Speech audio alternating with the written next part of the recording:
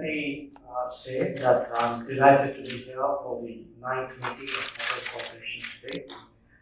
And I would like to extend my gratitude to you, Excellency, for the warm reception and hospitality that has been accorded to me and my delegation.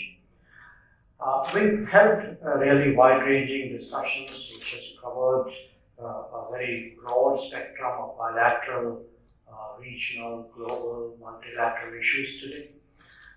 And we did so from the perspective of two countries who are close maritime neighbors, who have, as the Deputy Prime Minister and Foreign Minister pointed out, a rich history of social cultural heritage, tradition, and a contemporary relationship that is really built around current and emerging realities.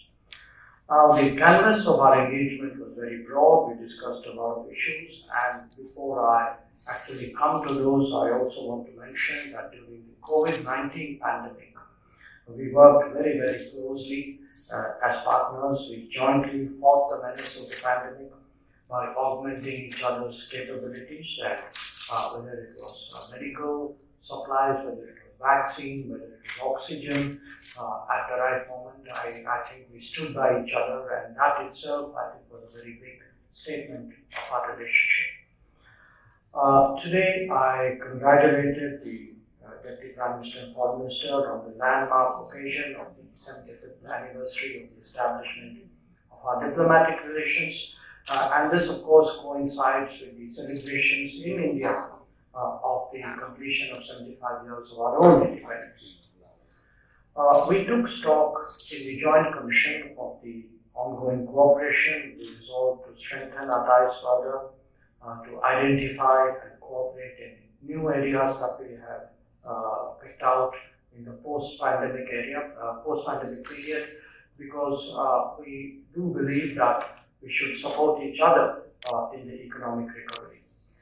It is a matter of satisfaction for us that bilateral exchanges and visits have resumed after the period of COVID restrictions. And we obviously discussed in different domains how we could promote our ties. It included defense and security, where we agreed on increasing the momentum of our exchanges, including joint training and exercises. We recognized the importance of further cooperation in the field of ICT, including cybersecurity, and resolved to work there as well. Where bilateral trade is concerned, again, you heard from my counterpart that we are today approaching a volume of $15 billion. But again, we have set some ambitious targets in the years ahead. And we are very confident that the untapped potential, the scope for greater bilateral investments, the impact of those investments in expanding our trade, these are areas we are very, very sure that further efforts would be rewarded. We also decided to re-energize our institutional mechanisms like the Joint Trade Committee and the Business Forum, so that there are more opportunities for people who actually do business to meet and interact with each other. And this includes both, of course, the private sector as well as startups and more innovative sectors. And we particularly, I think, spoke about the importance of green partnership of renewable energy, given the shared challenge we have of climate action. We also held such discussions on promoting connectivity.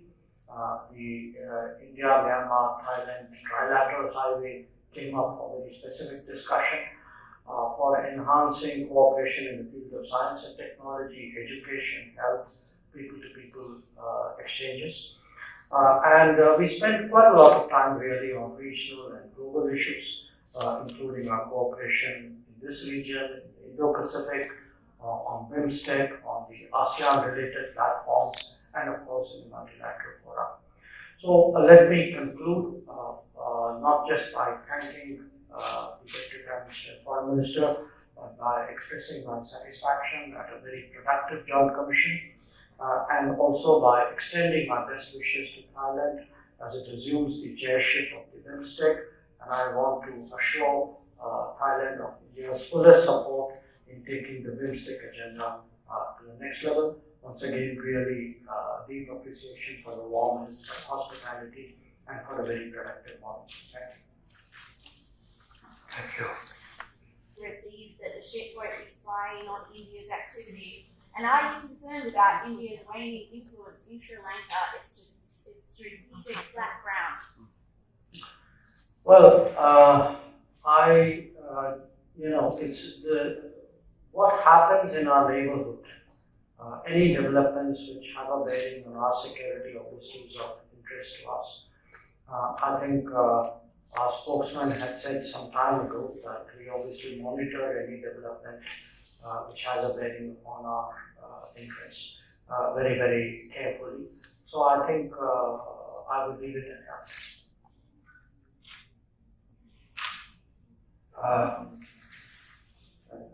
Yes, but I think someone should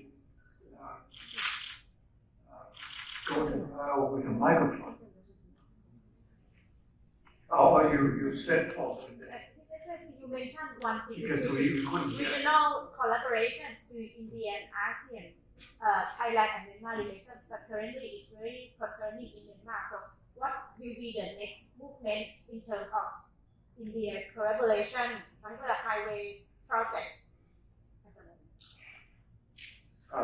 Would you like me to go? Okay.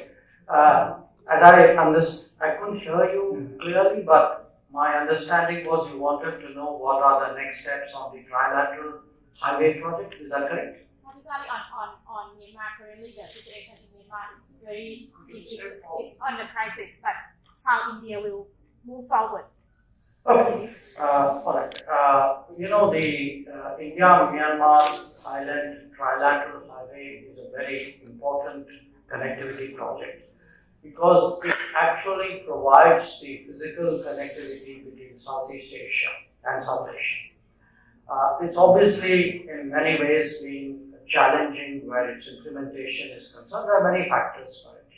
But I assured the Deputy Prime Minister that India is very deeply committed to that project, that we have been making progress. We've had some challenges, especially during the COVID period.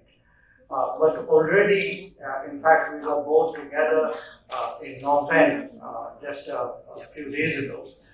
And a number of other ASEAN foreign ministers expressed interest how they could link up with this trilateral highway.